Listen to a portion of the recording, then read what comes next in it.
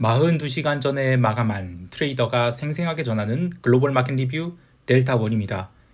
우리 증시는 오전장 1시간은 강세였지만 이후에 줄줄 흘러내렸고 해외 증시는 장 초반이 조정을 극복해내고 또 상승 마감을 하였습니다.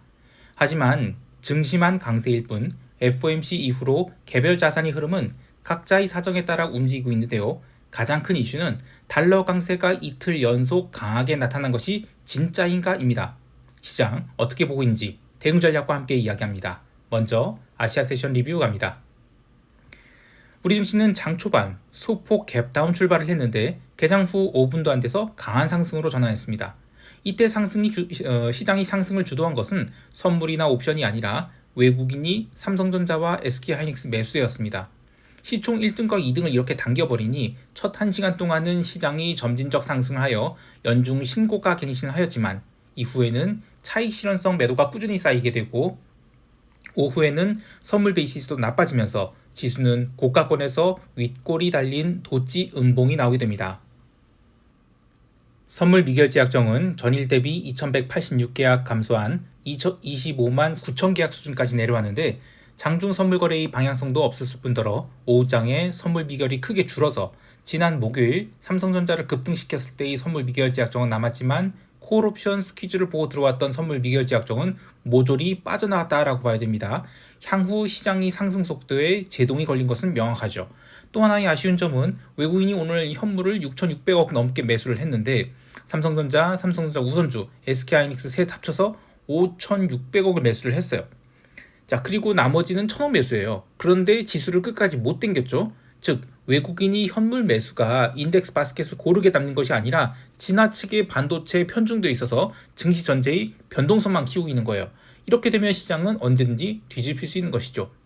선물 베이시스 또한 오전장에는 눌림이 나왔어도 시장 베이시스가 이론 베이시스 대비 0.3포인트 정도의 저평가만 있었는데 오후 들어서는 0.5포인트 저평가로 조금 더 눌렸습니다.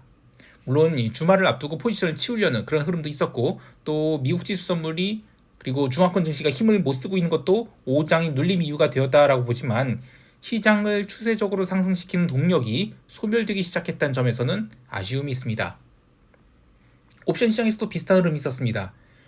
오전장 1시간 동안 주가가 신고가를 갱신해 갈 때 콜옵션이 환매가 또 들어오면서 변동성 지수는 다시 17포인트 후반까지 상승했는데요. 즉 주가가 올라갈 때 변동성도 함께 올라갔다는 것입니다. 하지만 이후 시장이 기나긴 조정에 돌아가면서 콜옵션 변동성이 눌리는, 그러니까 변동성 매도장이 시작돼서 장마감 무렵에는 변동성을 다시 17포인트 초반까지 눌렀어요. 즉 푸시세는 없고 콜만 죽인 것입니다.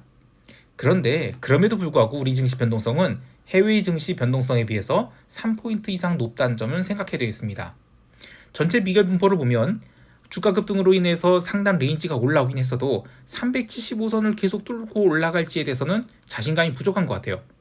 푸클래스 또한 350선에서 355선으로 레인지를 조금 올려놓긴 했지만 시장이 워낙 빠르게 올라왔기 때문에 이 구간에서는 풋옵션 매도를 부지런히 쌓아야 되는데 주말을 앞두고 또 해외 시장이 이렇게 조정을 받으면 어떻게 하나 이런 우려 때문인지 풋옵션 매도는 생각보다 많이 쌓이지 않았습니다.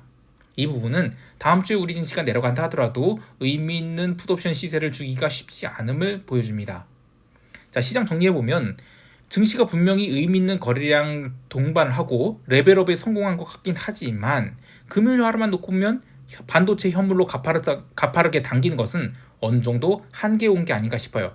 이 8만 전자라는 포인트 피겨도 돌파하지 못하고 있는 거 이것도 아쉬운 부분인데 이제 분기 마감 얼마 안 남았죠. 숏 포지션이 쫄리는지 롱 포지션이 쫄리는지를 본다면 사실은 숏이 쫄리는 게 더 맞습니다. 그래서 우리 시장에서 롱 포지션을 아직 꺾을 필요는 없다고 생각하는데 이격 조정은 있을 것 같아요. 이 이격 조정을 어떻게 해석할지, 그러니까 기간 조정을 해소할지 아니면 기어코 스퀴즈를 줘서 숏포드를 올킬 시키고 내려가게 될지 이건 좀 더 봐야 되겠는데 종합주가 지수 2750포인트 이 구간이 전체 흐름으로 봐서는 아직은 정점이라고 보진 않아요. 결국에는 반도체 외의 종목들로 매수세가 확산되거나 선물 매수가 재차 유입돼서 인덱스 매수가 들어온 등 매수세가 확산돼야 될 텐데 이 부분은 아직까지는 자신 없다. 즉 종합주가지수 2750포인트에서는 일단은 고점 매도 관점을 갖고 내려가서는 좀 더 매도 포지션 청산하는 그런 박스권이 예상되지만 더 긴 시기로 보면 아직은 고점 안 쳤다 이렇게 보고 있습니다. 자, 이제 유럽 세션 넘어갈게요.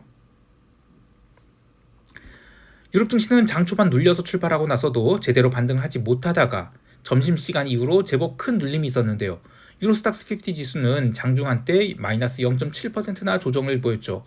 반면 독일 닥스 지수는 거의 조정을 보이지 않고 양봉 행진을 이어갔는데요. 럭셔리 주식이 휴식을 취한 등 기술적인 조정을 보였을 뿐 변동성이 상승한다거나 또는 파괴적인 매도가 나온다 이런 거 없었습니다. 증시가 조용했던 것에 비해서 채권시장과 통화시장에서는 상반된 흐름이 있었죠. 채권시장은 유럽 세션 초반부터 강세를 이어나가다가 라가르드가 유로존 인플레이션이 하락세가 지속될 것이라는 발언과 함께 강한 레벨업 시도를 했고 결국 이번 FOMC 이벤트 전에 눌렀던 것을 모두 회복하는 데 성공했습니다. 특히 단기물보다는 장기물이 반등이 눈에 띄는데요. 증시가 계속 버티고 있고 또 금리 자체에 대해서는 더 이상 민감하게 받아들이지 않는 것을 채권시장 참여자들이 오히려 우리가 오버했구나. 그래 결국에는 금리 인하하겠지. 우리가 인정하자. 라면서 스탠스를 약간 바꾸고 있는 것 같아요. 자, 그런데 재밌는 것은 주식시장 참여자들이 태도도 바꾸고 있는 것 같아요. 무슨 얘기냐면 주식시장 참여자들이 작년 11월부터 올해 1월까지 초강세장에서 금리 인하 기대감으로 주가가 올라가려고 했는데 금리 인하 기대감은 분명히 채권시장에서 사라지고 있었단 말이에요. 통화시장에서도요. 그런데 그때 주가가 버티니까 AI 내러티브가 워낙 강하니까 시장 강하다 이렇게 얘기했죠. 근데 최근에 AI 관련 주식의 상승세가 종목별로 좀 선택적이 돼가고 있죠. 그래서 한 템포 쉬어가려고 하니까 그리고 또 이제 채권시장 딱 올라가려 하니까 이제 다시 그래 주식시장 빠지면 안 되지. 이제부터 금리나 기대감 반영해야자. 이런 얘기를 하고 있어요. 그래서 이거 참 시장이 쉽게 꺾이지 않겠다. 이런 생각은 들어요. 통화시장에서는 비달러 바스켓이 FOMC 이후로 상승한 부분들을 차례차례 되돌려주고 있는데 매크로 이벤트나 뉴스플로우 이란 움직임보다는 목요일에 되돌림 음봉 굉장히 강하게 나왔죠. 그래서 스탑로스가 이어졌다 이렇게 보고 있어요. 일부에서는 위안화가 강하게 눌린 게 비달러 바스켓 전체의 움직임에 영향을 준 거 아니냐 이런 이야기도 있는데요. 물론 위안화가 의미 있는 지지선을 깨고 강하게 부러진 건 맞아요. 근데 지금 이 시장 흐름은 어떤 특정 국가의 통화 약세가 달러 바스켓 전체의 분위기를 끌고 가는 게 아니라 개별 국가별로 다르게 움직이고 있어요. 그래서 위안화의 움직임 하나를 놓고 모든 통화 시장을 설명할 수는 없을 것 같아요. 상품 시장에서도 조정이 이어졌습니다. 근데 의미 있는 조정이라기보다는 그냥 유럽 세션에서 나름 반등 시도를 했던 상품들이 미국 세션 들어와서 포지션 청산 목적이 그런 스탑이 나왔다 이런 정도로 보고 있는데 특별한 의미를 부여할 움직임은 없었습니다.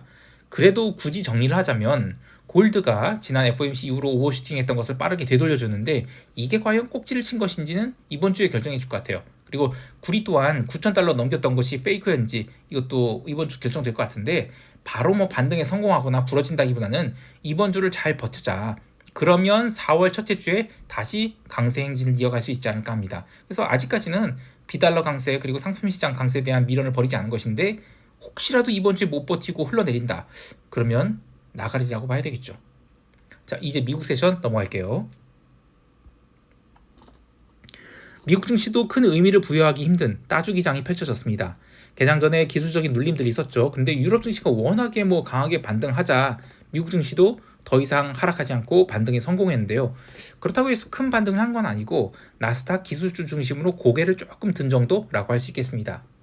시장이 의미 없는 흐름을 한 것처럼 보이지만 그래도 그 중에 의미를 찾자라고 한다면 엔비디아가 지금 꾸준히 상승해서 942달러까지 상승한 거 요걸 좀 얘기하고자 해요.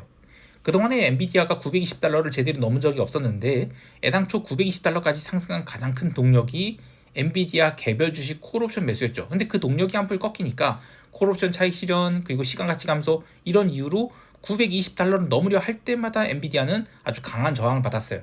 근데 이제 그것을 주봉 마지막 날에 회복을 해서 마감했다는 것이 특징입니다.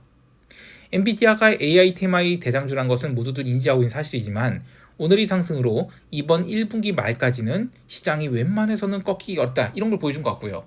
오늘의 엔비디아 상승으로 애플과의 시총 격차가 3,100억 달러까지 좁혀지게 되었습니다. 또 하나의 흐름은 이 구글이 130달러에서 지금 151달러까지 꾸준히 올라온 건데 구글은 매니피션트 7 중에 애플과 함께 AI 트렌드를 제대로 못 따라오고 있다는 그런 악평을 받고 있었죠. 그 전에 자율주행 관련 삽질이라든지 바드 그리고 제미나이 같은 이런 AI 엔진들도 제대로 평가를 못 받고 있었는데 그래서 이제는 롱숏이 많이 쌓였던 것 같아요. 1분기 마감을 향해 가면서 롱숏 페어가 생각보다 이제 구글이 숏이 제대로 안 먹히니까 빠르게 되감기고 있는 것 같은데요. 이것은 달리 말하면 내로이니스, 그러니까 그 엔비디아에만 집중되었던 매수세가 그래도 매그니피션트 7 내에서는 좀 분산되는 게 아닌가 이런 생각해요. 만약에 롱숏이 먹히는 시장이라고 그러면 구글은 저 바닥에서 놀고 있어야죠. 근데 애플과 달리 구글이 빠르게 올라오고 있다는 것은 실제로 이 구글에 대한 재평가가 이루어질 가능성도 있고, 일각에서는 지금 구글이 시총 위치가 4위나 5위까지 올라져야 되는 거 아니냐 이런 이야기도 있거든요. 물론 이제 구글 A주랑 C주 합쳐서 계산하면 시총 5위인 건 맞는데 이 AI 테마에 비해서 지나치게 구글의 상승률은 좀 낮지 않나 이런 생각을 하는 투자자들이 있는 것 같아요. 장중 흐름은 특별히 이야기할 것이 없지만 러셀이 개장 후 강하게 밀리고 다우지수도 강하게 밀렸는데 이 다우지수 하락에는 나이키가 연중 신저가를 기록하며 마이너스 6.9% 밀린 것이 가장 큰 영향이었다고 보고요. 거기에 더해서 JP모건이 개장 초에 $200 찍고 나서 하루 종일 차익 실현 나오면서 밀린 것도 원인이라고 보고 있습니다. 어차피 필요했던 조정이라고 봐요. 그래서 금융주 전체가 쫙 밀렸는데 큰 의미 두지 않고 있고요. 그래도 이제는 단기적으로는 시장이 쉬어갈 가능성이 있겠죠. 덕분에 굴뚝지식인 캐터필러, 홈디포 이런 것도 연속된 신고가 갱신을 멈추고 음봉이 나왔는데 딱 기술적 조정으로만 보고 있습니다. 이제 시장 총평하면서 대응 전략 이야기하겠습니다. 우리 증시는 종합주가지수 2750선을 어떻게 받아들일 것인지에 대한 투자자들의 태도가 향후 시장을 좌우할 것 같아요. 이번 주 시장 자체만 놓고 보면 특별한 이슈도 없거든요. 근데 이격 조정 차원에서는 조금 더 눌리는 것이 필요하다고 봐요. 그렇다고 해서 풋옵션 시세가 날 정도로 눌릴 가능성은 낮다고 봅니다. 그래서 롱 포지션 계속 잡을 것이냐, 잡고 밀어붙일 것이냐, 이거는 조금 고민되지만 또 콜옵션 가격 보면 굉장히 비싸거든요. 그래서 2780포인트에서 2720포인트 이 박스권에서 이번 일주일을 보낸다 가정하고 지수가 반등하면 콜옵션 매도 늘리고 눌리면 콜옵션 매도를 조금씩 줄이는 식으로 대응하는 것이 좋겠습니다. 하나 더, 그동안에 이제 저 PBR 주식 바스켓에서 계속 밀어붙이고 있죠. 근데 이들 종목이 베타가 커져 있어요. 그래서 시장의 매수세가 개별 종목들로 확산될 경우에는 오히려 저 PBR 주식은 눌릴 수도 있습니다. 금요일시장 보면 주가지수 얼마 안 빠졌죠. 근데 현대차만 마이너스 3%를 뺐거든요. 그래서 그 점 감안해서 포지션 관리하는 것이 좋겠는데, 그렇다고 해서 개별 종목 자꾸 살았다 팔았다 이렇게 하는 것은 도움이 안 되고, 해지 비율을 계산할 때 기초자산이 변동성이 높아진 걸 감안해서 해지를 하자. 조금 더 많은 콜 매도를 더 늘리자. 생각보다 더 늘리자. 이것입니다. 해외 시장에 대해서는 이번 주도 따로 포지션 손댈 생각은 없습니다. 다행히 채권이 올라와서 포지션이 완전히 망가지거나 하진 않았지만 오지 달러가 또 눌리고 러셀도 상승분 다 얻어맞았죠. 월요일 해외 시장은 의미 있는 경제 지표 없고 해서 따로 포지션 늘릴 생각은 없어요. 그래도 상황 봐서 러셀은 추가 매수를 해볼 계획인데요. 왜 러셀을 매수하느냐? 그래도 지금 가는 것은 매그니피션트 7들 아니냐 할 수 있는데, 지금 이 네로니스를 못 따라가고 있는 투자자 입장에서는 결국에 매수세의 확대를 통해서 인덱스를 따라가려는 그런 시도가 있을 것 같아요. 그래서 러셀도 매수세가 유입되지 않을까 생각하고 있습니다. 여하튼 포지션은 무겁게 실지는 않은 것이고 1분기 말까지는 시장이 계속 고를 하든 최소한 빠지지는 않을 것이다. 이런 마인드로 임할 계획입니다. 그리고 감사 인사를 드릴게요. 자, 드디어 구독자가 1000명을 돌파했습니다. 대단히 감사합니다. 이 멤버십 오픈까지는 아직은 한 2달 정도 더 걸릴 것 같아요. 그래서 이 시황을 아침 일찍 좀 받아보고 싶으신 분들은 네이버 프리미엄 콘텐츠 여기 네이버에서 검색하셔서 여기 보면 델타원 글로벌 매크로 트레이닝이라고 있거든요. 이거 구독하기 눌러주시면 시황을 스크립트로 일찍 좀 받아보실 수 있습니다. 그리고 미국 세션을 장중 브리핑하는 거, 텔레그램 하는 것들, 이거는 이 아래 메일로 멤버십 가입 신청을 하시면 멤버십 가입 방법을 안내해 드리겠습니다. 자, 오늘도 성공 투자하시길 바라고요. 이상 델타원이었습니다. 감사합니다.